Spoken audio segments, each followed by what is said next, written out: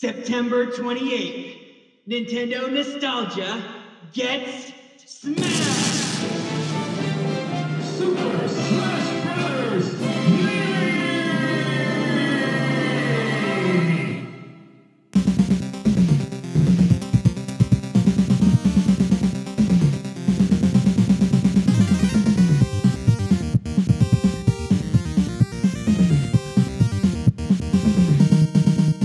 Hello, welcome to Nintendo Nostalgia, episode 47. I'm your host, Jacob Rust, and I'm joined by my co-host, Ryan Black, and we are back, and we are playing with power. Ryan, it's another week, it's a new day. How's it going, man? It's going great. I'm loving Nintendo ever so much. And why is that? I just love Nintendo. I'm especially getting into the Metroid mood with this new Metroid coming out this week. I am singing its praises, and I haven't even played the game yet. Ooh, Metroid. I tell you what, I mean, I'm in love with Mario Rabbids, but and I love that style of music and game. That's my favorite. You know, it's takes me back to Banjo-Kazooie, like I said last time. But I'm reading my Nintendo Force magazine with all Metroid coverage, and I'm getting in that Metroid mood. And when we talked about on our music episode, the music of Metroid, it really just it mentally pushed me in tunnel vision for a serious game because Metroid's a dark game. I mean, it really is a mature storyline franchise for Nintendo. So I'm struggling. I'm I need to hurry up and beat Mario Rabbids so I can get to this. But no, dude, I'm stoked for this game to come out. Ryan, we have a guest on the show today. We have, for the very first time from Nintendo Powercast, we have Josh on our show. Welcome to the show, man. What is going on, man? Thank you guys for having me. I appreciate it. Oh, not a problem, dude. I know I've been talking to you for a while to get you on the show here, and I when I go through my list of shows that I listen to, I hear what games other podcasters like from Nintendo, and I just kind of make a mental pin in my head. And today's topic, I remember hearing you talk about way back in oh my gosh, probably around the time the Switch got launched. You guys were talking about some of your old favorite Nintendo NES games of all time, and you said TMNT 2, the arcade game, and I was like, oh, that would be a great episode to get him on. So, because I have massive love for that. You're out in Seattle, so it's dinner time there, and it's almost 10 o'clock here in Indiana. And so I put my PJs on for the night, and I'm decked out in some Ninja Turtle garb for the evening. So, attaboy. So I'll give you guys a quick little teaser. Metroid's awesome. I played it on Saturday. Oh my gosh, really? Wow. Same with Mario Odyssey. Also awesome. Oh my gosh, I'm so jealous. That's so cool. Yeah, Nintendo World Championships. My son and my daughter. My wife, my other daughter, but my son and my other daughter, they competed in Mario Kart. I did as well. I didn't do so hot. You could use all the glitches that you wanted and jump the wall and get, so there were people getting times in the 114s, and I was best I could do is 121. So, oh my gosh. Yeah, but Metroid was great. I got 10 minutes with it, and it's I'm a big Metroid fan. Super Metroid's probably in my top 3 games of all time. Yeah. And it really had a Super Metroid feel to it. Yes. Don't go into it expecting it just to be a reskin of Metroid 2. It's not that. It's its own game, basically. So there's some similarities, but it's its own game. And don't expect it to hold your hand too much either. So. Good. I mean, I think that's what we want. I was trying to tell a good friend of mine, James, from his own show. He runs an Xbox Dive show, actually. Xbox Dive and Life of Gaming podcast. They have a couple podcasts there. But I was just talking to him about this, and he was like, I was like, you going to get it? He's like, nah, it's Metroid 2. What do you expect? But I'm like, no, man, it's more than just Metroid 2. It's I basically heard it's just that the storyline is there from the original game, but there's so much more inside it now that's just the shell of it. I mean, that's what we know, the concept, but there is so much more detail. And Ryan and I actually think that they'll do kind of a Metroid Zero Mission kind of thing, where how you beat the whole game and you had a whole nother chapter to the game that was not there originally, and that added more to the story. I am curious, and this is just a prediction. We could be completely wrong, but the X-Parasite from Fusion, this is their home planet as well. And I wonder if we may see a sign of life of them in the game, maybe towards the end, or if maybe they take a part in the story somehow as you're getting rid of the Metroids. I don't know. That would be a nice twist to bring it back to that main line. Because I want to see a game beyond Fusion. We haven't had that in the main storyline of Metroid, so I'm curious what they'll do. Yeah, and I guess the developer actually was pushing to remake Fusion, not 2. But wow. They ended up making 2. So your theory may be dead on. Who knows? Well, Fusion. That's why we get the Fusion suit. So Metroid Fusion is actually my personal favorite 2D Metroid game. I loved Fusion so much. Good game. They're all good though. What am I saying? Yeah, I mean, I guess some people hate Other M, but I liked Other M for what it was. I just recently bought that. My Walmart had it on clearance, brand new for like $11. So I'm like, hey, you know what? I've never played this. I hope you enjoy the game mechanics and everything. It's really fun to play. There's some story things that are a little weird, but yeah, it's a lot of fun to play. Team Ninja, you gotta expect it.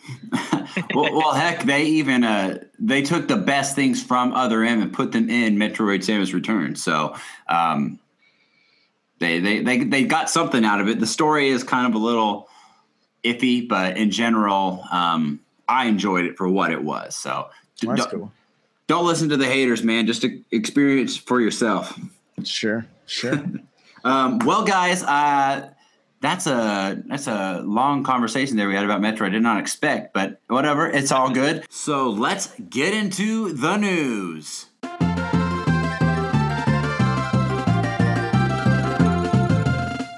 All right. Well, LA Noire is coming to the Switch.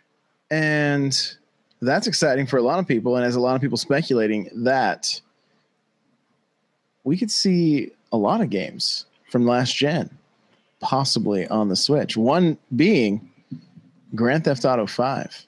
Wow. That would be so huge.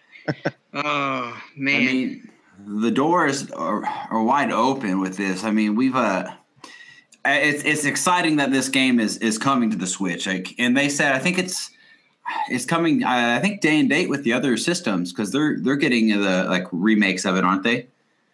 PS4 and Xbox One.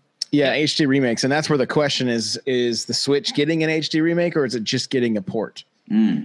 It sounds like it is going to be the HD. The only thing they said that it wasn't going to have was, of course, the 4K because the Switch doesn't do that. But right. I think that they showed a lot of features, and then it had to single out or had to just talk about the Xbox One and the PS4 separately for a couple other features. So it sounds like it's probably going to be, hopefully, still, the same version, just not as graphically, superior. Sure. On those, kind of a bit of a sleeper title, something that's got a cult following that you don't hear a lot about. I'm hoping to hear about maybe some Bully coming to the Switch. I know that a lot of people really like that game, so the Rockstar game. I'm just hoping to see Rockstar Table Tennis come back. That's really the game I'm wanting to see. Oh gosh. Funny story about that game. I actually beat a guy over Xbox Live with my feet. Oh man! Ooh. And he was a friend. So then I texted him a picture of my feet on the controller, and he was like, "Please never speak of this to anyone." That's awesome! Wow, you got some talent. You should have used your feet at the Nintendo World Championships qualifiers there. Maybe you would have won. Yeah, who knows? Maybe next time. That's really funny. That's awesome. Yeah, guys, I think this is great potential just for Nintendo, like a Nintendo fan base in general. Because, I told you, Josh, before the show started, everyone here knows, our listeners, that I only play Nintendo. So, Ryan, he plays the other systems, and he dips his feet in everywhere. But there's a lot of games that I've never played. So for example, Skyrim. I've never played a Skyrim at all, and I'm looking forward to it. Yeah, it's exciting. I plan on getting it. It's on my Christmas list this year, so that's so cool, and I'm excited to have this opportunity to hopefully get lots of games that I never got to try out on the Switch. So I see great potential here. So hopefully it all continues to roll out this way. Yeah, I mean, third parties seem to be getting pretty excited about Nintendo again, and that's just something that hasn't been the case for, well, really since the Wii. And the Wii began to burn all those bridges because nobody bought those games with the motion controls. They were all kind of just too gimmicky and didn't really work out. And so, and then the Wii U just didn't. I mean, it was just the unfortunate thing with the Wii U was just like a tragedy of errors. It was like no install base, terrible marketing for it. I recently saw a picture that Target actually put a picture of the Wii with the Wii U gamepad on it. And so it's just like nobody knew what the thing was. They should have at the very least called it the Super Wii or something, that like that just made it sound better. Wii HD, whatever. But so it's good to see. And we heard a few years back that Nintendo spent most of their E3, I think it was the E3 before last, just whining and dining third parties. That was the rumor, that they wanted to get third parties on board with this thing and get them back in the saddle making games for Nintendo. And so it's I'll be honest, I didn't expect to see a lot of Switch games getting the same release as PS4 and Xbox One games. Right?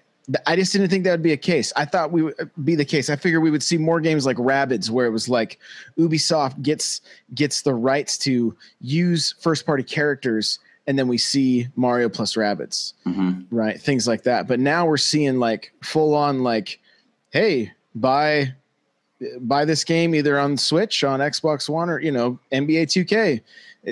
I just bought RBI Baseball 17. Right, and you can get it on all three systems. Don't buy that game, by the way; it's absolute garbage. But thanks for the warning. Yeah, don't do it. But it's incredible. Like I didn't expect it, and it's as a Nintendo fan, it's a really good thing for us because it means we're gonna have options. I may not go to the Switch for all these games because I may want to play it in true HD on my TV or whatever with my Xbox. But it's nice that this would actually be a fun game on the go. This is where I'm going to take it. This is where I'm going to get it. It's nice to have the option. Yeah, absolutely. Like I said, the potential seems to be through the roof right now. So I'm excited where it may go. But speaking of having a bunch of old games, Ryan, and they all had one thing that Nintendo has never really picked up on and that was achievements. I believe something has popped up this week in the news. Is that correct? About achievements? Yes. There was I think it was an indie developer that let slip that Nintendo was working on developing achievements and leaderboards. They're kind of experimenting with that.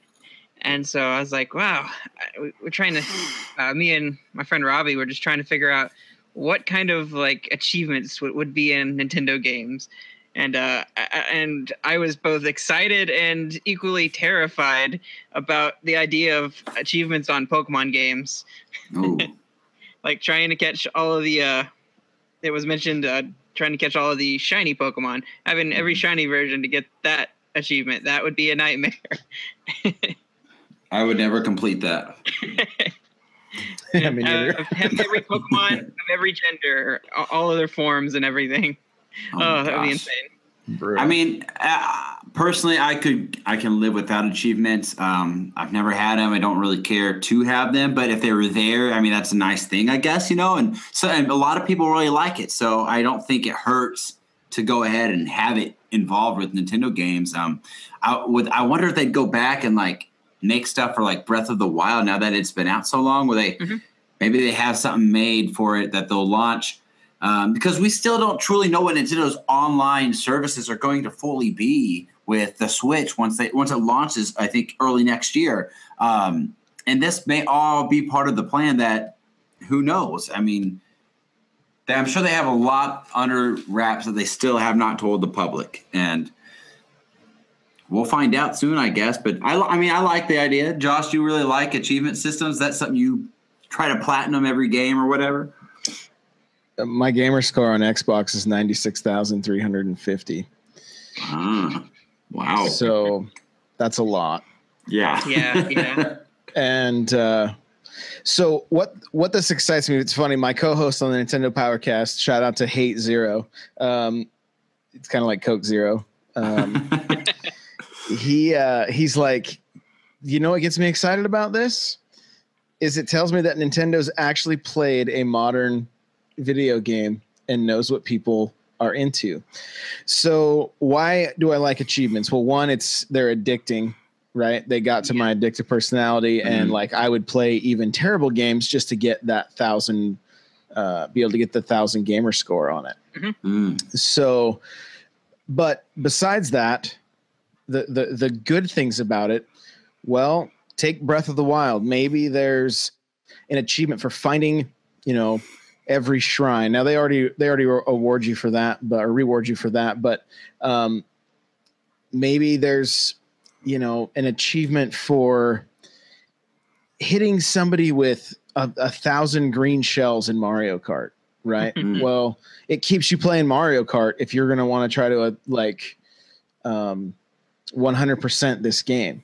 That's a lot of shells, right? But it adds replay. It adds replay to the games just so it gives you something else to grind, which is nice. But it also means you're probably going to play one game longer than it really just depends on your play style and what you're into. But it's nice having the choice.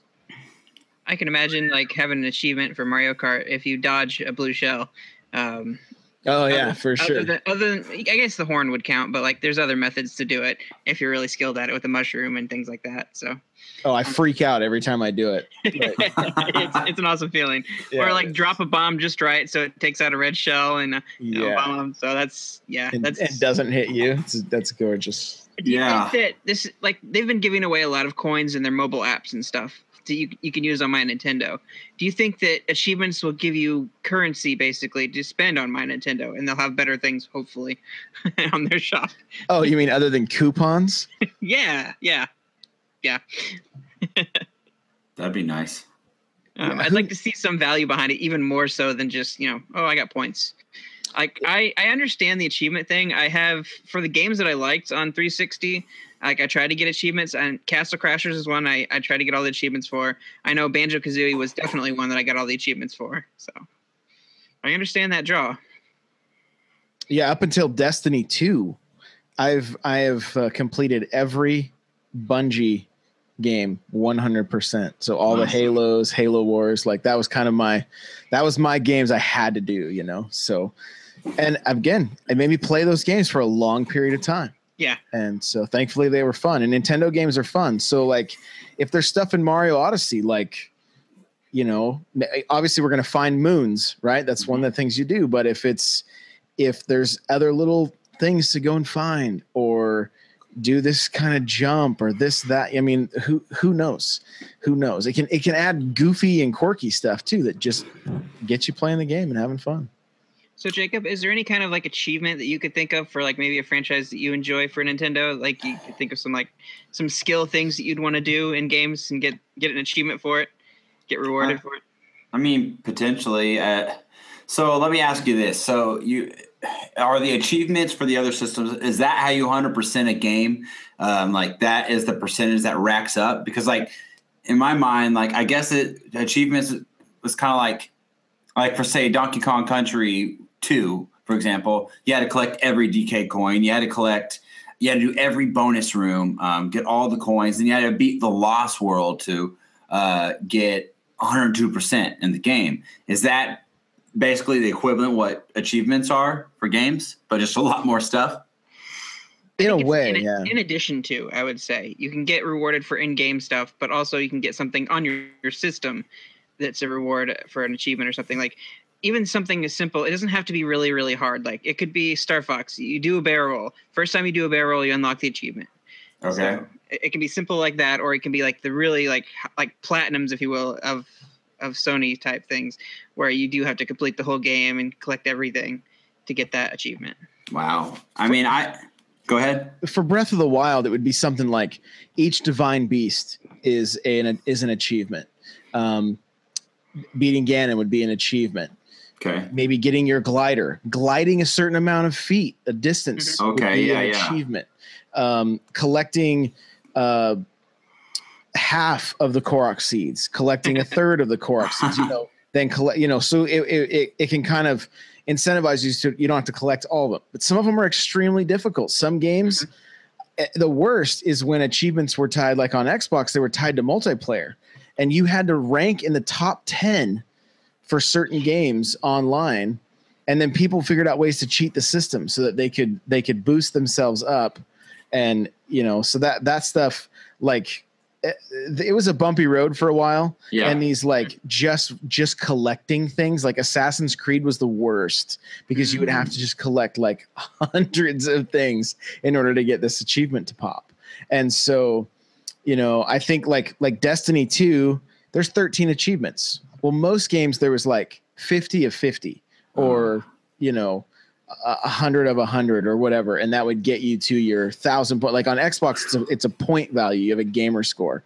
Most games, their vanilla version is 1,000 gamer score, and then if they had DLC, they would add 250 more, so on and so forth. And so, but I think it's great because gamers are competitive in almost anything, and if you can still be competing with your friends, even with your gamer score, that's to me that's fun. Like I enjoy that stuff. I had a guy, I didn't realize he was competing with me. He never told me of this until he finally surpassed my gamer score and was like, I finally beat you. And I'm like, I didn't know we were even competing.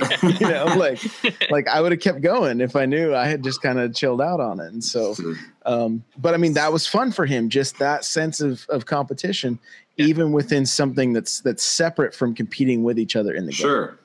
I get that. Yeah. So yeah, that'd be neat. I mean, I could see you doing them. Donkey Kong Country games are so difficult, especially like Tropical Freeze and Donkey Kong Country Returns. Like I just replayed Donkey Kong Country Returns for the first time in like 10 years, and or 7 years. That was a tough game to beat everything in it, and I could just see some insane things that they could do for that, for combos and taking out enemies. So there's a lot of potential there, and unfortunately, for games I really love, like Donkey Kong, like I want to 100% them. I would have an addictive personality, like Mario Rabbids. I'm not going to stop playing that game till I beat everything in it. So, I mean, it could be something really, really good for me, I guess, or a bad thing maybe. So, well, and like Ryan was saying, it. Not only do you like 100% a game, but your achievements can be separate from that. So you may 100%ing may not give you all of the achievements in the game. You may have to go back and do certain little like side quests or collect certain things. Like a lot of times with those Donkey Kong games, it was collecting coins, completing levels, finding secrets, right? Mm-hmm. Well, on top of that, it may be with each boss you get one, like I mentioned, or it may be jump on however many enemies, then you get an achievement also. So if you're still 200 short of jumping on enemies, but you've 100% of the game, you still got to go back. Right. You truly want 100% it, Yeah. So. Jacob, you remember in Smash Brothers how they had events that you could play in and have meet under certain conditions. That could be some achievements too. I see that. Ooh, Smash Bros. It may not be built into the game, but if you go and try to do this thing at a certain time, jump on this enemy's head, you can get this achievement. And some obscure things and stuff like that. So.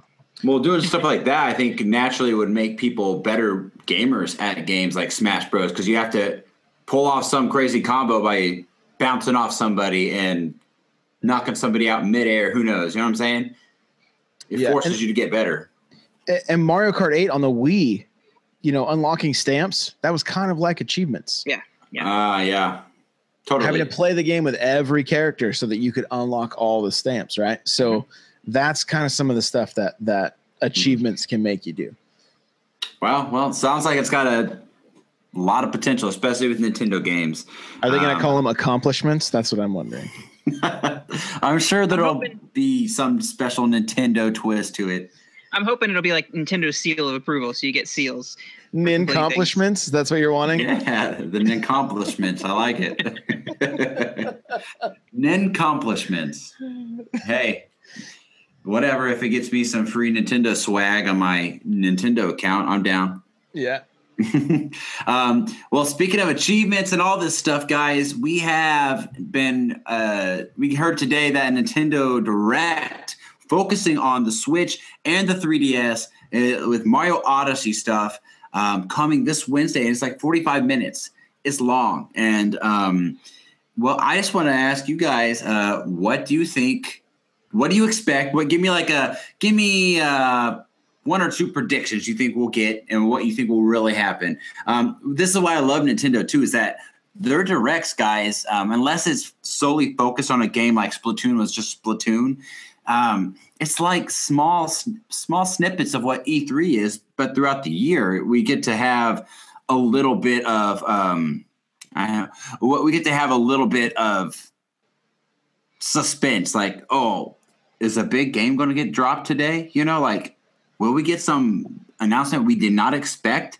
So I'm always excited for ones like this. Ryan, we'll go ahead and start with you.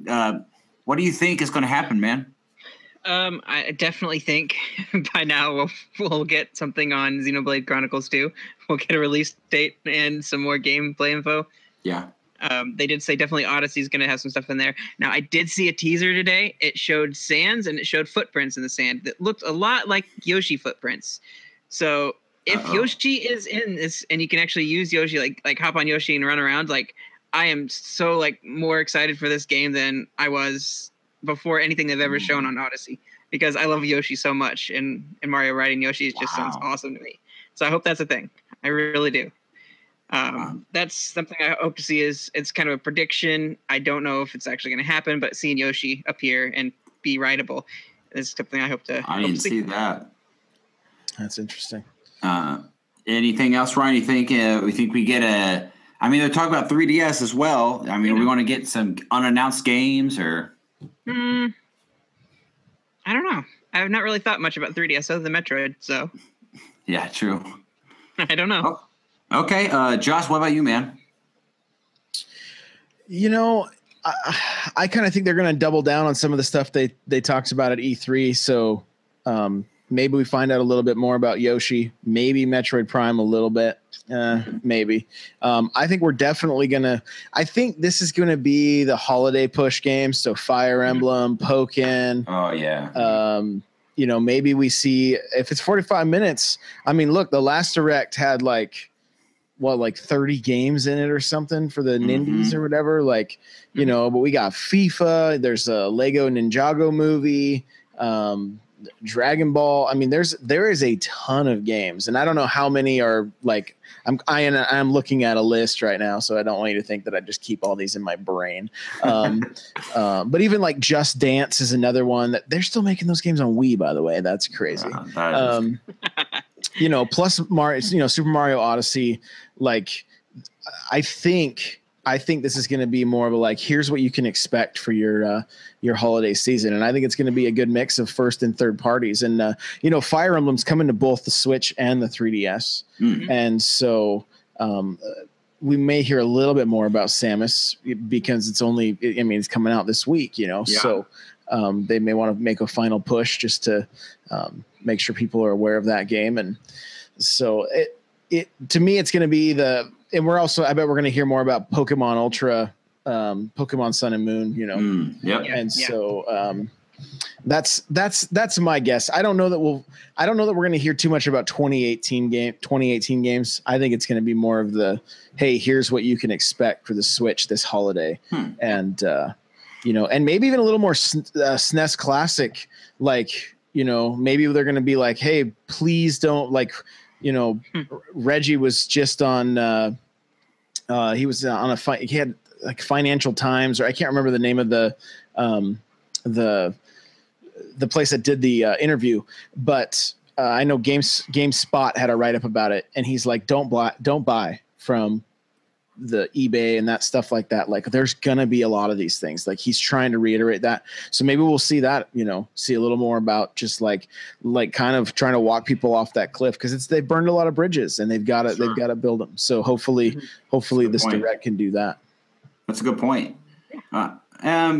Wow. I agree with a lot of that. What I think personally is I don't know what they could show much of 3DS unless they've got some more stuff up their sleeves. I really don't know. I could see them revisiting Metroid because it's coming out this weekend. So I could see them, giving that a final big push with this direct. And maybe they connect it to Prime. Like maybe we get something a little bit more than a logo for the Switch side of things. I could see that potentially. Maybe a demo drops right now for Metroid. You know what I'm saying? Like, awesome. And right now, download the demo. I mean, that kind of stuff's huge for Nintendo. That would be like give them the taste right now. That would be awesome, and they're known for doing that kind of thing. So let's hope they do that. That'd be sweet. I think we'll get I think a good chunk of it, to be honest, will be focused on Mario. Kind of like how Splatoon and ARMS got their own directs. I think Mario might get like maybe a 10 minutes of this thing, because that's the big game. Even though it's coming out late October, that's really their top holiday game. I agree with you, Joss. I think this is not something where we're going to learn about early 2018 games. I think this is going to be about here's what's coming the rest of the year, and we want to basically showcase this for you a little bit more. So, and like Xenoverse 2, is that right? Xenoverse, yeah, it was called Xenoverse 2. I will think we'll finally get that official release date, things like that. I really don't think we're going to hear about like virtual console and online stuff. The SNES Classic is a very great. It could be shown off here just because that's going to be a holiday item, if this really is holiday centric. I don't have too crazy of expectations, and that's the best way, to be honest. Like E3, if you go into E3 with tempered expectations, and if they go beyond what you expected, they blow your mind. And that's exactly what they did at E3. So we'll see, guys. Real quick, I want to figure out what you guys are playing.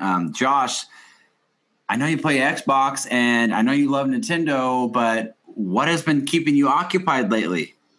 So as far as like sitting down and streaming on Twitch, it's been Destiny 2 right now because I'm a huge Destiny fan. I even have a Destiny podcast called the Loot Cast. So that's I double down on the Destiny and the Nintendo stuff. So yeah, loving Destiny 2. I have a very large clan, and I love playing with those guys and that kind of stuff. It's a very community oriented game, and so that's why I love it. As well as just shooting aliens in the face never gets old, and we can't really find that on Nintendo yet. But I say yet because one day they're gonna get it. They're gonna get it. The conduit comes. Yeah, conduit.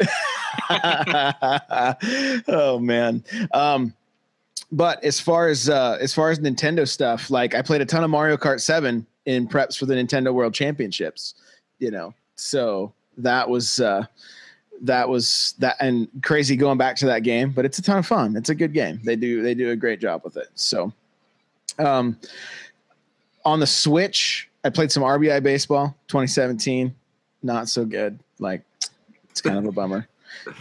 But I am excited to actually play that game with my dad because we played the original RBI on the NES and RBI 2. They were like our favorite games when I was a kid, and so I even told him the unfortunate thing about the game is like you look at the artwork and you see the field, and then you see the fielders, and they don't look like they're part of the field whatsoever. They look like they're just a complete separate entity. There's very little lighting and shadows, and like when you move your pitcher, he just slides, right? You move your batter, he just slides. Like they don't step or anything like that. And it's like, what year is this? Are you sure this isn't like 1817 or like what's the deal here? So little bummed out on that. I did pick up Lego Worlds, but I haven't had a chance to touch it yet. Splatoon, I'll still pop in, just do a little bit of turf war, whatever. I like to play a lot. Mario plus Rabbids is great. Still been playing that a little bit. Even played a little bit of Sonic Mania. You know, I just Overcooked. My wife loves that, so I play a lot. I play too much probably. So, yeah, I've been busy. Awesome. I broke out my 3DS and just kind of I bought the new Metroid theme. I picked up Sonic Chronicles again, and I've been playing that a little bit. On my Switch, I downloaded Blues Journey. I love that game. I played it in arcades. It was a Neo Geo arcade machine, local bowling alley, and I spent a lot of quarters on that game. And so every time it comes out on Virtual Console for whatever, like the Wii or whatever, I've bought that game and played through it. I just really enjoy it. It's cool because you can be this character that can shrink and grow, and then he has a leaf attack, and if he gets another leaf, it gets a bigger like shockwave, and then you can get bombs and get bigger bombs by collecting more bomb power-ups and stuff like that. It has kind of a item shop. It's got some terrible like translation things or some English things going on, but it's got its own little charm there, so I enjoyed it a lot. So that's pretty much what I've been playing. A little bit of Splatoon, of course. But Jacob. Oh man, it's been all Mario Rabbids. I didn't even play the 3DS this week because, you know, guys, I've been playing Donkey Kong Country 3 some more, but I haven't this week. It's really just Mario Rabbids. I'm just obsessed with the game.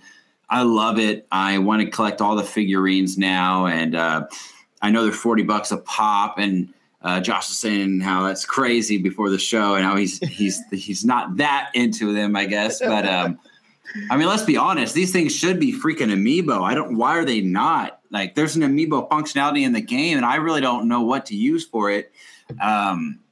So, like, these should be amiibo. I'm really shocked that they're not. But I think they're really cool. And when I got to Rabid Yoshi in the game last week, I, like, fell in love. Like, he was just, like, a psychotic little rabbit. He was so funny looking, and I don't know how far you are in the game. How far are you in the game, Josh? I think I'm on the second world boss, and I'll be honest, the game kind of bummed me out a little bit because what happens in that, I don't want to spoil anything, but basically they kick out one of your players to put a new player in. Mm-hmm. And the person they kicked out was Luigi, and he's like my sniper. And I was like, no, like this is the level you need a sniper in. And so I've got to see if I can switch some things around so that he won't get kicked out. If I can even do that at my save point, I'm not sure. So, I know what you're saying. I know exactly what you're saying. And I hate to burst your bubble. I don't think you can, because I tried that. Luigi was like my best guy, and then they took him away from me, which, I mean, I guess great. It makes the game tougher in a way, and I eventually did beat it. I just completely beat World 3. I'll go through the world, then I'll go back and perfect every level. Once I've done it, you get newer weapons, and it's a lot easier. But yeah, man, that boss, that one took me a while. I struggled on the second world boss. I'm glad to hear I'm not alone then, because I was like, it's actually gotten me. I love a game that will frustrate me, and then I can come back to it and like maybe beat it. This one I keep coming back to, and I still haven't been able to beat it. So I'm like, dah. Yes, it took me, man. I even beat World 3 boss, that's the Opera Rabbit balloon guy, which we all seen in the commercials. But I beat him my first try, and I don't know about this ice golem dude. He is tough. I will say he is tough. Yeah. Mainly because I do think Luigi is one of the strongest characters in the game, personally. And the fact that they just rip him out and then he gets replaced with someone else. No spoilers here. And you're not really quite sure how to use this. So, but no, I've been playing that game. I'm in love with Mario Rabbids. It's hard when like you really enjoy a game, and it's so bittersweet once you get towards the end. Like you feel like you're closing in on finishing. Like I don't want to finish it because I enjoy it so much, but at the same time, why do I have it if I'm not going to finish it? So, right. So that's what I've been playing, and my 3DS. We all know Metroid's coming out this Friday. I actually a shout out. I want to give a quick shout out to our good friend, listener of the show, Jesse Armstrong. I like to call him the anti-scalper because Jesse doesn't collect amiibo and he doesn't get the special edition stuff. He has a Switch and he plays all the games with us. But he's not as like obsessive, I guess, as what Ryan and I are, or like what you are, Josh. We have to collect a lot of things. Oh yeah, Jesse, I give you props, man. I say thank you because he goes out when something rare pops up, and he goes to all these stores just because, and he buys like tons of amiibo that he knows everyone in our community are looking for. If Ryan and I are looking for something, or like the SNES Classic, and then he resells them to people at just the regular price that he found it at. He's like, here you go. I just grabbed it so you could have one if you needed it. So that's awesome. It is really cool. And he did that for me for the Metroid 3DS XL. I'm kind of a hypocrite now because we have friends from other shows that like they freak out when a special edition 3DS comes out and they buy them all. I'm like, why? Like, why do you buy every 3DS that comes out? Yeah. It's the same exact thing. And I just got that. I got a regular 3DS for Christmas last year. And that was the first time I upgraded from the original 3DS. So I've been playing. Mario one? Black or white? The black one, yeah. Black Mario one. Such a great system, dude. I'm jealous. Yeah, I got it. My wife finally got one for me, and it was hard to get. But now I'm getting the Metroid 3DS edition because I was like, crap, dude. I was like, have they ever even had a Metroid dedicated system like that? Like, I had to jump on board just because I've missed Metroid so much. It's one of my favorite franchises of all time. I had to get it. So I'll be playing Metroid on the brand new Metroid 3DS XL. I'm real excited about that. Very cool. So other than that, guys, I think it's about time that we get into the topic of the week, and that is Teenage Mutant Ninja Turtles 2, the arcade game.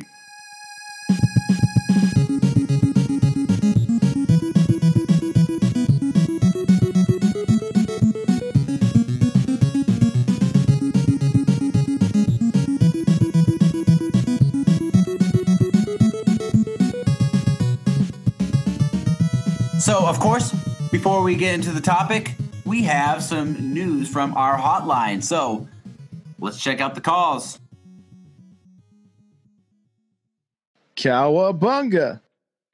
Hey, Jacob and Ryan. This is Jeremy the Trash Turkey, just calling in to the hotline. I'm very excited that you guys are covering the Turtles. I was a huge Turtles fan growing up, and my story was I was at the movie theater with my mom in a line that stretched all around the theater trying to get tickets to see the first movie. And sadly, when we got to the front, the movie was sold out. But we still went into the lobby and kind of walked around for a little bit. And there was another family there that were waiting on some folks that couldn't make it. So they sold us their tickets, and I got to see the Turtles movie that day. So I was really excited about that as a kid. Liked the movie and loved the games. So anyways, as a trash turkey, I always preach that you don't eat turkey out of trash cans in games, and also don't eat pizza off the street.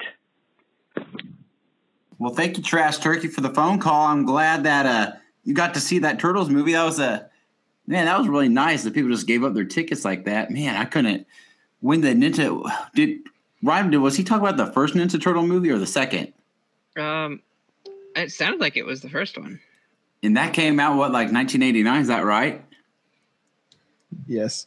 You know Josh, right? Yes, I saw it in theater. I was like 8 years old. Oh man, Ryan, you existed. How old were you, Ryan? I existed, but barely. You existed. I unfortunately did not enter this world until the next year, 1990. So you got us beat there a little bit by age, Josh. So yeah, I'm an old dude. I know. But no, I had them all on VHS, man. So I've seen them all. I love them all. But no, dude, Trash Turkey, thanks for the call, man. That was great. I'm glad you got to see the movie in theaters. We got one more call here, and let's see who it is. It's very long. Hey guys, it's Tom calling in again to talk about one of my favorite things in the entire world. That's Teenage Mutant Ninja Turtles. Specifically, I know you guys are talking about the second one on NES, which is the home port of the arcade game. I'm a huge fan of this game. Huge fan of this game. I want everybody to know that. That's one of the reasons I called. The other reason I called was to kind of give you a story. I got a story for just about every game I've ever played or owned, and I definitely own this one. I have sunk many a quarter and or token into the arcade game for TMNT. Made by Konami. It had the 4-player cabinet, which was sick. You could pick your favorite turtle, which the only correct answer is Leonardo. You only play as Leonardo. If anybody else is not a Leonardo person, you're the worst person, and you know I love you anyway. But anyway, I remember playing this game so much, and one day I went over to my cousin's house, and he's like, hey man, I got a new turtle game, and I thought he meant the original Ninja Turtle game made by Ultra, Ultra is Konami, but the really hard one. And I was like, no, we already have that one. He's like, no, I got the second one. And I was like, what? There's a second one? So he takes me to his room and turns it on. And even at a very, very young age, I screamed like a little girl because I had no idea they were going to put that on the Nintendo. So pestered's not the word. I think I completely assaulted my parents for at least a solid week.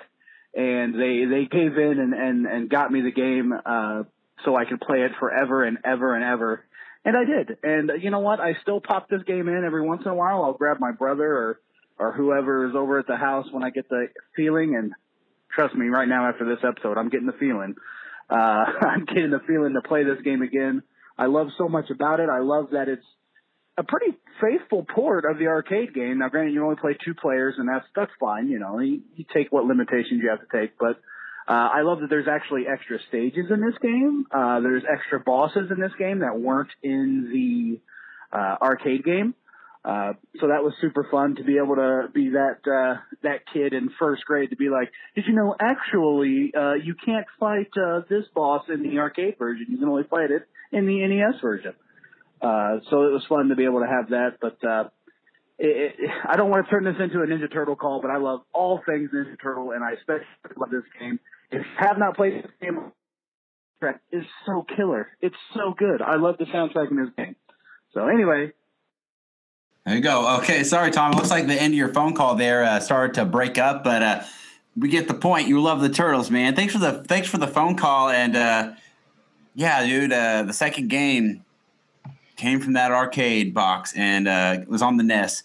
I got some stories about that myself, but guys, we have a guest, and that's Josh, and he's the main reason we decided to select TMNT2, the arcade game today. So, Josh, why don't you take the wheel here and take us back to Josh back in the day when you were 8 years old or 9 years old when this game came out, and why you love it so much. Well, Sonny boy, when I was just a young lad back in 1989, we had this thing called the movie theaters. And 1989. That's when that movie came out. That movie was huge. Like to get a Ninja Turtle, my mom was like, those things are violent. You're going to want to cut your sisters if you play with them. I'm like, you're right. So let's buy all of them. And so my grandmother, pretty cool, actually. My grandmother would allow me to work for her during the summer when I was a kid. She'd pay for my camp. That same year, met my wife that I ended up marrying, even though I was only like 8 years old, whatever. Nice. Maybe off a little bit, but she would take me to the children's factory. It was like not where they made children, but where they just had a lot of toys. The children's company maybe is what it was called, not factory. It's probably a better name. Yeah. So children's company, I believe. I don't think they even exist anymore. It was kind of like the poor man's Toys R Us. And so she took me and she's like, pick out a toy. And my mom's not here. And there's Leonardo. And I need this toy. And so bought him. As soon as I got in the car, ripped him open, was very careful with the katanas because they could break very, very easily. Oh. And so had that toy for the longest time. And I ripped him open so quick so my mom couldn't be like, we're taking this back. I was like, ripped it open, got rid of the garbage, like left it in my grandma's car, like finally had my first Ninja Turtle. My mom realized that I wasn't going to cut my sisters if I played with these things, and all was right in the world. So this game comes out. Now, I had the first Turtles game on NES and played the heck out of it. I never owned the second game, played the heck out of it in the arcade. I was a big arcade rat, and it was a blast. But I had a neighbor who had the game. He'd let me borrow it periodically, but I'd mostly go to his house and play it. He would pass out. That was the first game that I would no life on and just like complete it with one turtle, start over and do it again.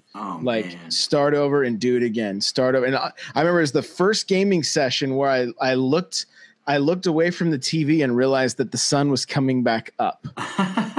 And I was like, whoa. I played video games all night. See, at home, I was only allowed 45 minutes a day. So I was like a crack addict when I'd go to my friend's house and his TV was in his garage and his parents were like, we don't care what you guys do. So like we would just crack out on Nintendo to the point he's like, hey, do you want to go out? I'm like, no, just sit down and play Turtles. That's all you need to do, my friend. That's what we're doing. I think he was even younger than me. I don't even think I really liked the kid. I was kind of a jerk.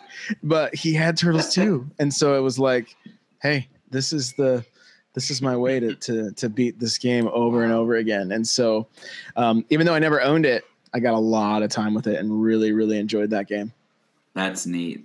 Wow, dude. That kind of reminds me of my when me and the 64 days with my buddy Brad or my buddy Traven for the Super Nintendo, because I never had a Super Nintendo. And yeah, when I went to his house, it was all SNES. Like, I didn't want to do anything else. I didn't want to go anywhere. I didn't want to take a break. It was like, dude, I don't have this at home. I want to just play this all night long. So I can totally relate to that. And same with 64. My buddy Brad had games that I just didn't have. So I was like, man, I don't get to play this at home. So no, I don't want to. Or I would get mad. I don't want to get mad at him. I'd always be like, invite myself over to his house. Be like, Brad, dude, go ask your mom if I can spend the night, man. Like, you never invite me over. Just go ask. So, and he would, and we get to come over and hang out and just play these games all the time. So I totally can relate. Ryan, you have much memories of TMNT 2, the arcade game, or the Turtles in general? I know I play this game a lot, but my memories are pretty fuzzy of it. I played it primarily at the arcade. I can't tell you which arcade I was at, probably at a bowling alley or like a Great Times or something like that. I just know I played it a lot. Yeah. And I really enjoyed it. I remember putting in the arcade machine and just playing it over and over and over again. I was never very good at it. I think it may have been a hangout with you at a movie theater. Maybe not. There was someone I was hanging out with, and we'd put quarters in. We'd try to beat the first boss, and we weren't very good at these things. We just rock weren't. Steady, man. Yes. And I remember we finally beat him, and we thought, yeah, and then goes on to the next level. I'm like, oh. We spent so many quarters just to get to that point. We were so bad at games, but we were dedicated. Yeah. We just wanted to keep persevering on that. So when I found out that you could actually play it, like, without having to spend coins on a Nintendo system, like, that was the best thing ever. Like, because I didn't have very much money, but Right. to be able to play it and continue without having to put that quarter in, that was golden for me. Very nice, man. Yeah. Well, for me, I have to say, I never actually owned this game, and it's kind of crazy how it's one of my. I'd say it's probably my number 2 NES game of all time. Number 1 for me is Super Mario Brothers 3. You have to realize I was born in 1990, October 22nd. I had 3 older brothers, so I was born into all of this stuff. They had the Nintendo, and they had Mario Brothers. One with Duck. We had the one with Duck Hunt combo. It came with Mario Bros. And Duck Hunt on the same cartridge. But we had a neighbor, just like you, Josh. We had a neighbor directly across the street, and they had a Nintendo, and they had Teenage Mutant Ninja Turtles 2. We had the first one, actually, but I never really liked the first one. It was like insanely hard, and I thought I didn't like the over-top down view on the Turtles, and you had to go in the sewers and stuff. But when I got to play TMNT 2, it was just like – it was truly a revolution for that game. When they turned it into a straight 2D platformer, the graphics, the drawings and art was just a lot better than the first one. So I grew up, even though I was born after the Turtles were even popular, I grew up just in the midst of Turtles mania, and the cartoon was going strong, and just the merchandising for the Turtles back then.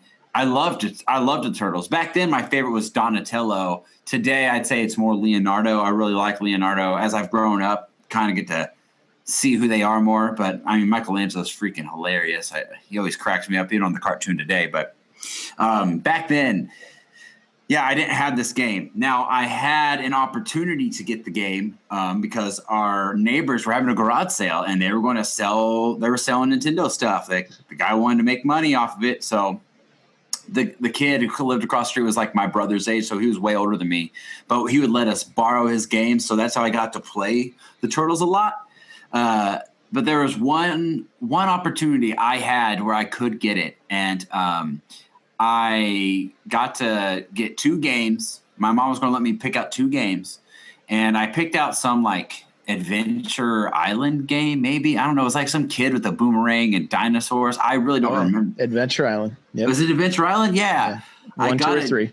I think it was the first one. I got the first one for Adventure Skateboard. Island. Yeah. Yep. It's all coming back. I got that game, but TMNT 2 was sitting there, and little Jacob has always had a soft heart, still does to this day. And I knew my brothers, they didn't like to play the games. Like, they liked playing Mario, but they weren't like me. I mean, Mario and Turtles, that was my jam. I loved those games. And they were, like, older and getting into the middle school days, and they were all about, like, the ladies. The ladies in sports. So what was the one game he had that I knew? I was like, you know what? I want to get a game for my brothers. And I took Tecmo Bowl over TMNT 2. So, and I did it for my brothers. I got them a gift, and I said, hey, guys, I got you a, Tecmo Bowl. And to this day, I still regret it because I still play games and they don't. None of them play games as far as I know. So, yeah, I missed out on it, but I still got to borrow it a lot. And I don't know, maybe I ended up somehow getting it because I have so many memories of that game that, like, I practically owned it. It was the one game that rivaled Mario Bros. 3 for me personally. But I remember one time distinctively playing it, and the arcade I always played it at, guys, was Chuck E. Cheese on East Washington Street here on the east side of Indianapolis. And I would always go there with Traven. When I'd spend the night, we always went there to Chuck E. Cheese like every Friday night when I'd spend the night. And they had the arcade right when you walked in. It was to the far right, farthest to the right, up at the front of the store. And it was always a bummer because you didn't get tickets to play it, but I love this game so much. And I distinctly remember Traven and I playing it together. We got there, we put our tokens in, and we kept going. Like, we were on a roll. We were beating the bosses, and we were getting to each level. And then eventually, before we knew it, we had a crowd of kids, little kids. I mean, our age, we were little. We were like preschool, dude. That's where we met, was in preschool. But we had a crowd of kids watching us play this game and cheering us on because we were getting so far. And, like, when we would die, like, kids started throwing us their tokens. They gave us their tokens so we could keep playing. And Traven and I got to beat the actual arcade version in that Chuck E. Cheese as kids. And I remember it to this day. And, like, it gives me goosebumps to think about. Like, it was just such a surreal moment that we were doing so good that other kids just like, dude, keep going. Here's our tokens. So that was cool. I don't think I ever actually beat it on the NES. I got really far, and this is a testament to how much I played games where my brothers were like they just sucked compared to me, and like they would help me, because you could do 2 players, and we got I don't know how far I got. I think I got to like the dojo area where there's it's like kind of like a ninja warrior type of dude. It was one of the bosses that wasn't in the arcade game, actually. Yeah. I think that was the furthest I ever got by myself, just by myself. And I think that's pretty late into the game from what I can recall. That's my nostalgia for this game. I mean, I played the crap ton out of it. I loved it. I love it to this day. And I was super bummed when it never came to the Wii. It was supposed to come to the Wii Virtual Console because I have the first one still. But I think the licensing or something changed who owned it. So it got canceled coming to Nintendo, and it went to Xbox instead. Yes, I have that version on 360. Yeah, so I was so bummed because I have the one I was not my favorite, and the one that was my favorite never got to own. So, that's my nostalgia for it, personally. Yeah, I'm pretty fortunate. I have I have a retro game store near us, and one of the first games I bought when I started collecting NES games again was Turtles 2. And I walked in, it was like $22. You know, I'm like, Jesus, I can't believe how much this thing costs, right? But it was, whatever. So I picked it up. Well, now they have a retro arcade right next to them.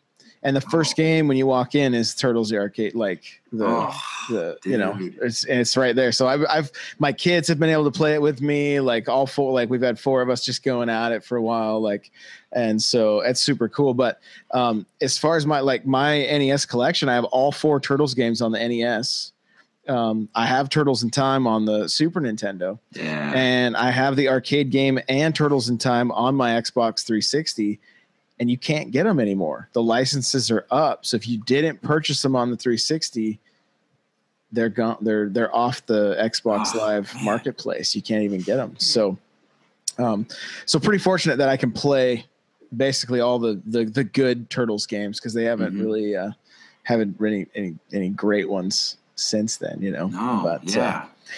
But yeah, dude. I mean, and what's kind of cool when I got that Turtles the arcade game home. My son had a friend over, and I don't remember if I think I just like gentleman's bet, like you guys can't beat this game without getting on the internet or whatever. And I think I may have given them the Konami code just so they could get like the 30 extra lives or whatever it was.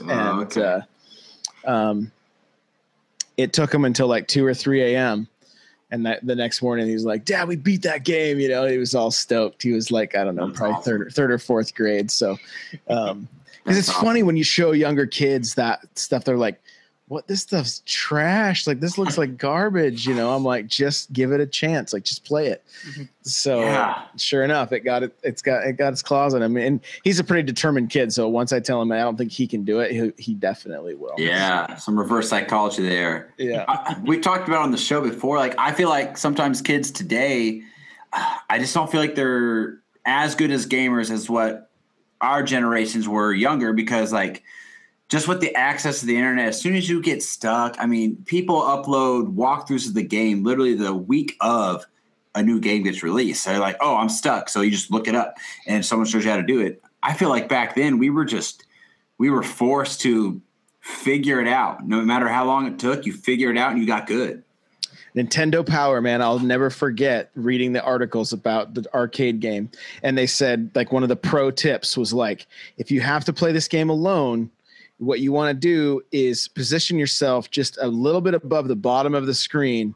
And as the enemies make their way down, you make your way up and attack first, and then position yourself back down again so that you can keep doing that with, and you have to kind of alternate and whatever. That was like the big pro tip. And I remember, okay, here I go, and then so doing that kind of stuff. And I would just roll through that game over and over again. And wow. And it was awesome.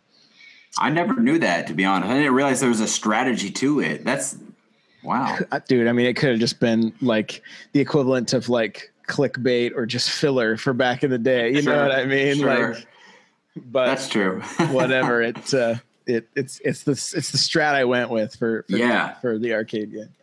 So let's talk about the game itself a little bit here. Obviously, we have your traditional Foot Clan and bosses in the game, like Bebop and Rocksteady are there. It really took a lot from the current cartoon as well. They had Mousers, and they had the little robots that could like shoot out their electric arms or tongues or whatever. They shocked you. Oh yeah, they were the worst. They're in the first level of the game. and I don't know if this had any correlation to me, but in reality, but to me as a kid, the first level was so cool because it was April O'Neil's apartment on fire, and you had to get to the end and try to save her. And I kind of felt like that they took that from the movie. And I mean, I don't know for sure if they did, but the original movie, her apartment burnt down. You know what I'm saying? So I don't know if there was any correlation with that, but to me as a kid, I was like, oh man, this is from the movie. This is so cool. I don't know if that's accurate or not, but. I mean, it definitely was from the movie. I don't know. I mean, it was all coming out at the same time. So right. It definitely, it seemed to pull a lot more from the cartoon. It did. Than it did from the movie itself. But I could definitely see the correlation there. Don't forget Pizza Hut. First advertisement inside. Yes. In-game advertisement was Pizza Hut on the wall. Yes, it was. Yeah. Pizza Hut had these arcades in their stores, and Pizza Hut and the Turtles, man, they were partners for a long time. They had that whole except the movie had Domino's. Oh yeah. How ironic. How so silly. Wow. I didn't even realize that. Oh my gosh. Domino's paid more, man. But at the beginning of the VHS was a Pizza Hut ad with this little kid playing baseball. Like I remember, I could sing you the whole song right now. Oh man. Of the kid in right field, that way out where the dandelions grow. Like that. It was a Pizza Hut ad. And then you watch the movie and it's Domino's. They paid more to get their pizza on there. Wow. Well, that's crazy because Pizza Hut, it is so good. I think Pizza Hut's better than Domino's personally, but they used to be. They used to be. Isn't that what Reggie used to be like top dog at Pizza Hut? Isn't that what he used to be, Ryan? Oh gosh, I don't remember. I don't remember where he came from actually. Pretty sure he came from Pizza Hut food industry as before he took the position at Nintendo. I could be wrong, and someone will probably call me out on it if I am. And go ahead, but I'm pretty sure that's the case. So, Pizza Hut, you're right. Even if you look at some of the images online of like the actual box art for the game, Pizza Hut's on the front box.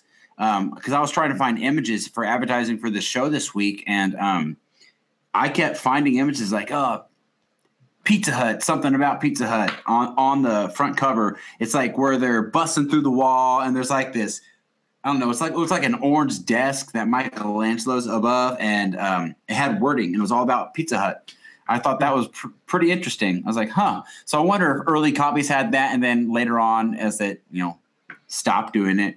But even the Turtles and Pizza Hut, they had that whole music tour. You remember that? Where the Turtles were live. They went on a live rock concert. I do. And my parents wouldn't take me. Live. They were on Oprah at the time, too. They were live on Oprah.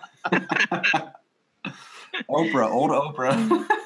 But it was all sponsored by Pizza Hut. So, yeah, I'm glad you brought that up. That's a great point. First in-game. Do they even do in-game advertisements like that much today? Oh, yeah, EA. Yeah. It's got them all over the place in their race car games and stuff. It does happen. Madden is brought to you by Snickers. Verizon Unlimited. It's like, give me a break. Like, you get out of here.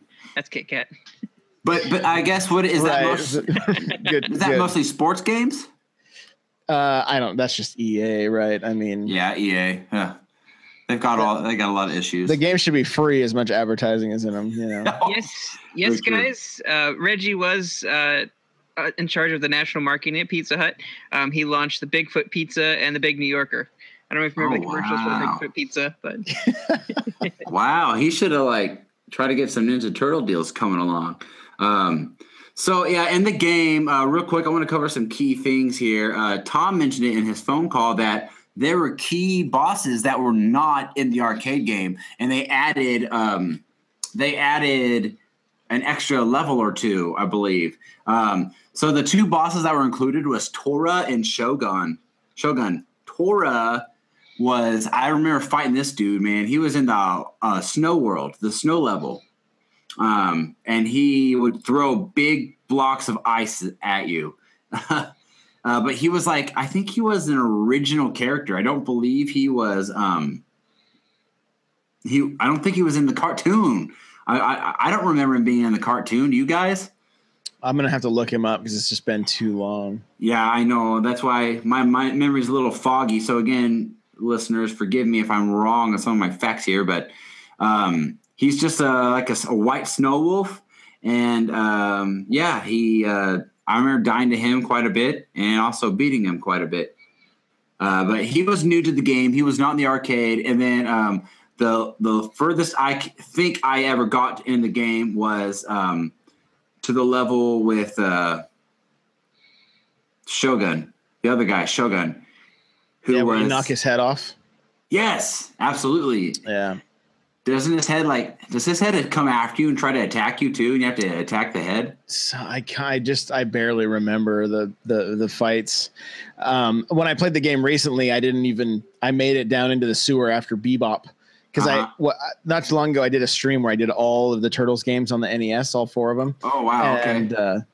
And I would just play them up to a certain point just so that I wouldn't spend too much time in the one game. And but yeah, so the Shogun or whatever, like I remember his level was just so cool because it was just like you were in like ancient China or something, or ancient Japan or whatever. It was just such a great, and it was weird though in the arcade when you go and play and you're like, what? Like where's this? Why are these levels missing? What's the deal? And as far as Tora, he may have been in the cartoon, but he was never, I think these two were actually just made for the game because they weren't action figures as far as I remember. Right. And I still have like 50 Turtles action figures down in my garage in my in my big Tupperware bin. That's funny. So the Tora and Shogun, so you fought them separately, but in the arcade game, it says the first part of scene 3, and I guess there's maybe 6 scenes in the game. I'm not quite sure, but they in the arcade you actually have a ring counter with Bebop and Rocksteady.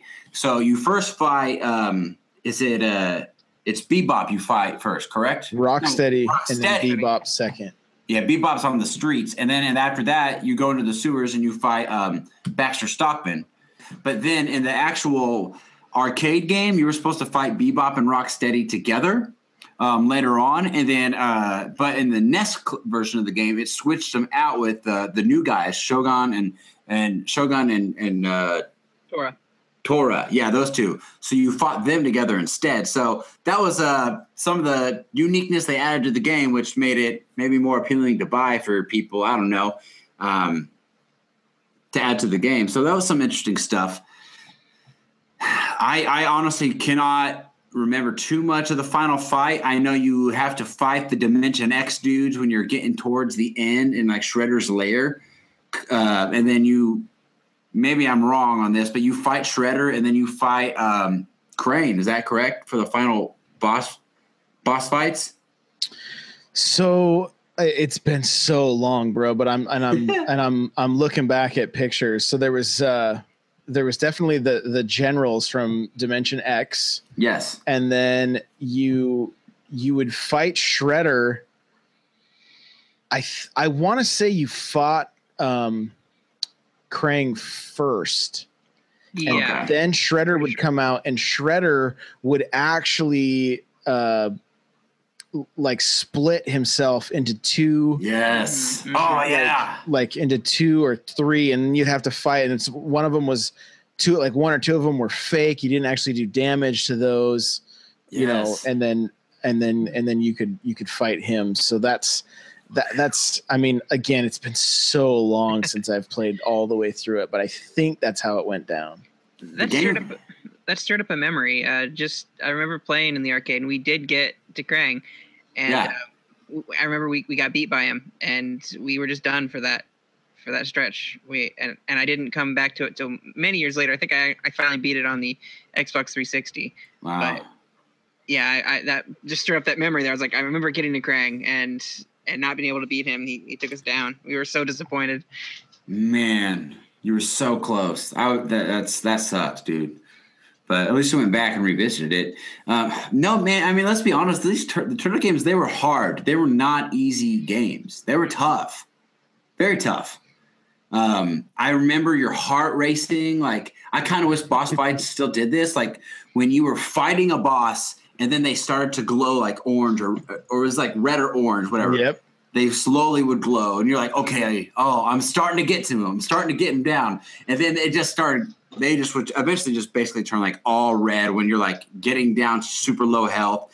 And it was just like, go, go, go, go, go, and it was just your excitement meter just went up and your heart was racing because you're trying not to get hit, but you're so close to taking him out. And, man, there's just not much like it. Have that adrenaline rush anymore. Right. For sure. Even when I was playing the other day doing that stream, it was that very thing. I had one sliver of health and I had to kick Bebop like 3 more times. And and every time I'd kick him, he would throw that uppercut and send me flying. Oh, and so I was able to dodge it on 1 health left and get back down and then get down into the sewers. Yes. Start fighting the mousers and all that stuff. So yeah, dude. Oh my gosh. That gets me excited just thinking about it. That's so cool. So, Josh, earlier in the show, I wanted to go here. You talked about how you streamed the good Ninja Turtle games. So something that I don't understand anymore, why is it so freaking hard to make a turtle game today? Like, why can we not get a good Ninja Turtle game? I was mad when the last Ninja Turtle game that got announced didn't come to Wii U, but then everyone said it was like hot trash in the sun. So I was like, oh, okay. Well, I guess I don't feel as bad. I don't understand why is it so difficult to make this franchise that's really popular. I mean, it has an ongoing cartoon with Nickelodeon. They just started another season, and I know they got like a 2D version of the cartoon coming back on Nickelodeon like next year. So what's the problem? You would think that something like this would be treated as an A-list game. Instead, it's viewed as some third offshoot game like a Toy Story or something, Like, I feel like it should have more care than what it does, and it doesn't sell well. Yeah, I think part of it is because it's just been moved around between publishers so many times and developers so many times. And, I mean, people maybe want to use their creative freedoms on it and whatever the case may be. It's I don't really know. Do you guys know what the last good Turtles game was? I mean, I played the ones on the GameCube. They came out for all of. You remember the old cartoon from like the mid 2000s? Yeah. I played all 3 of those, and I did enjoy them. I beat them all, but I mean, they don't hold a candlestick to the originals. So right. Ryan, you got a guess? Turtles in Time. I really don't know.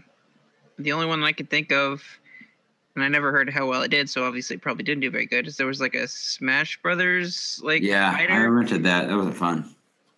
It was basically it was Turtles with Smash Brothers mechanics, but right, yeah, I bought that for my kids actually. I think I may still own it. I'd have to find it, but there were 2 of them actually. It was like Smash Up or something like that. I don't know. Yeah. So what I would say the last great Turtles game was TMNT on the Game Boy Advance. And it was actually a movie tie-in with the TMNT movie that was the CG movie that came out. Oh, yeah. And it is in the same style as Turtles in Time, Turtles the arcade game, and Turtles 3 the Manhattan Project. Really? And so it's actually a pretty fun game to play. It's pretty fun. And so, and you guys were talking about the one fighting the Smash It Up game. The tournament fighter games were also they were decent, but the one on the Nintendo and the NES is worth a pretty penny. And I can't beat one guy on normal. Like, wow, the game is brutally hard. Hard.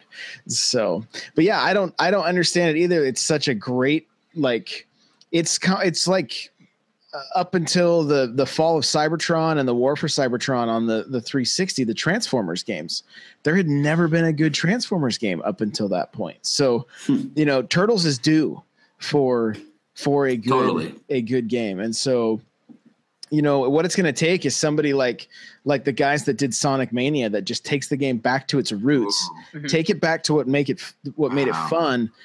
Look at games like Castle Crashers and maybe add some RPG elements to it and just, turn it loose, make it, that would be so cool. Make it a great Turtles game. And it's all it has to be is just a 4-player beat 'em up. And that, it would do great. They don't have to add, Platinum, God bless them. They're a great studio. And I love, Bayonetta. But they did a Transformers game and they did a Turtles game. And I own both of them.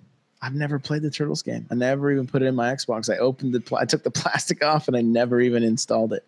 And the Transformers game was cool, but it was a lot of just kind of rinse and repeat stuff. And so I think, and maybe look, times are different now, right? Like there wasn't like an entertainment overload when Turtles 2 came out. It was like, this was a premium product for a premium brand that kids were chomping at the bit for. And the first game was pretty tough.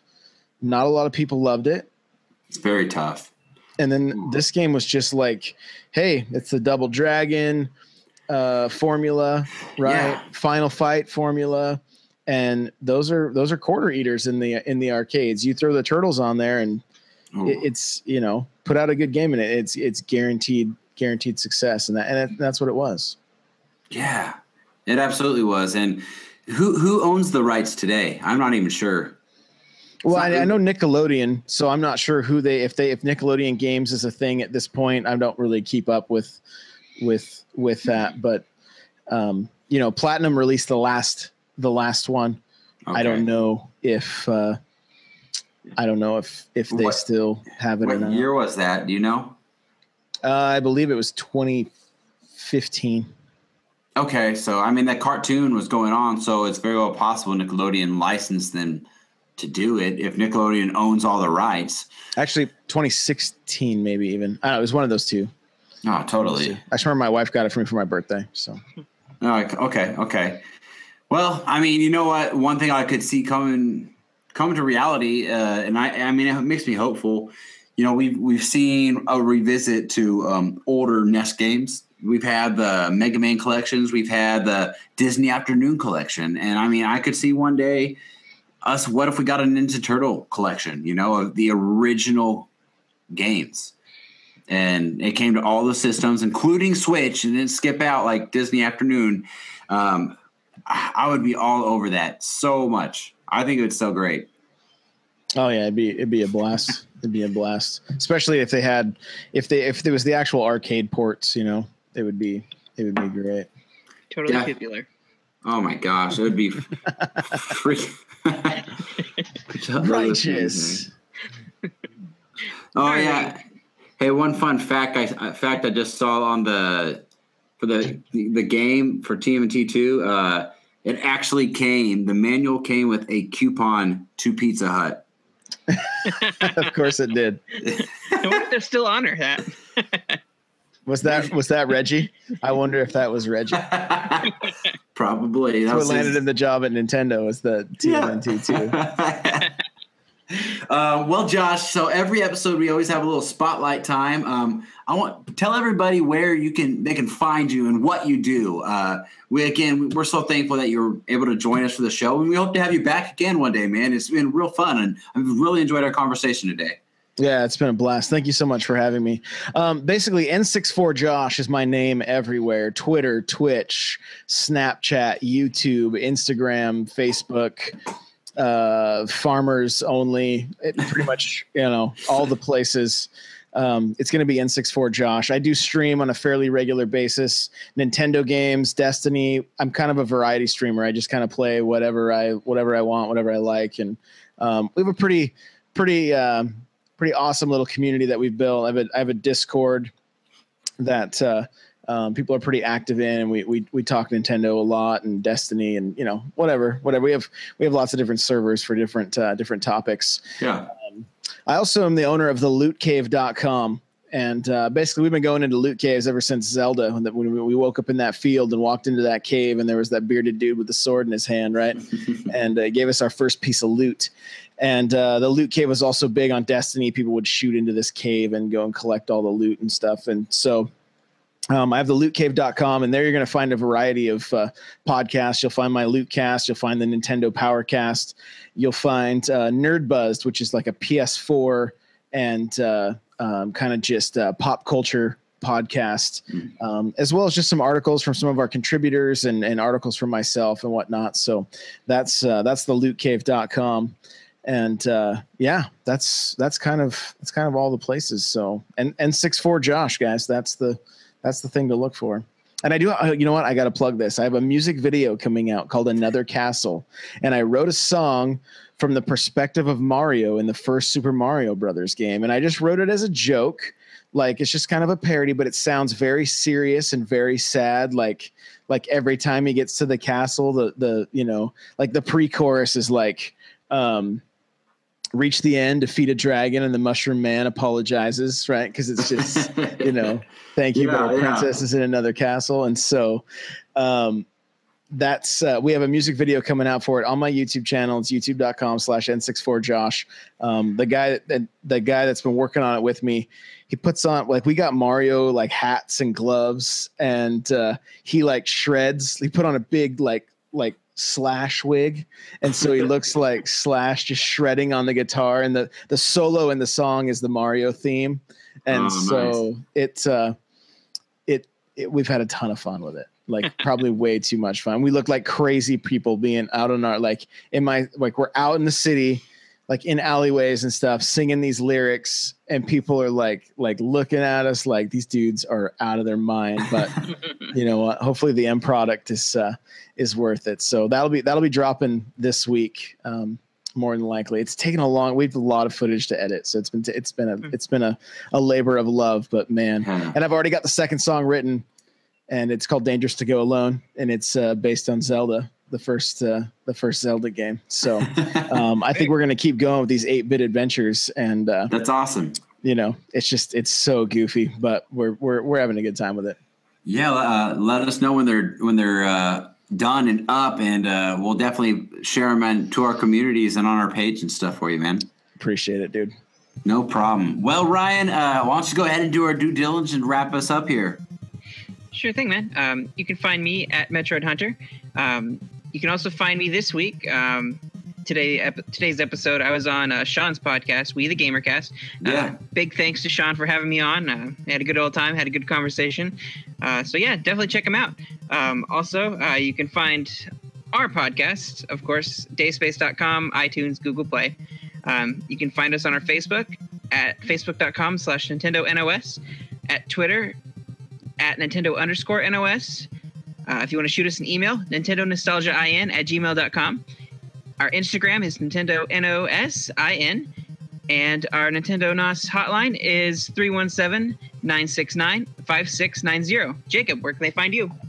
You can find me, obviously I'm on Facebook, but you can find me at NOS Jacob73 on Twitter. So, guys, that's another week of Nintendo Nostalgia. We thank you so much again, Josh. It's been an awesome time having you here, and look forward to having you back one day and just working with you on stuff. But thank you, and that's all from me, guys. Thanks so much for having me, guys. It was a pleasure. Awesome. Well, we'll see you next week. Have a good one. Have a great week. Bye.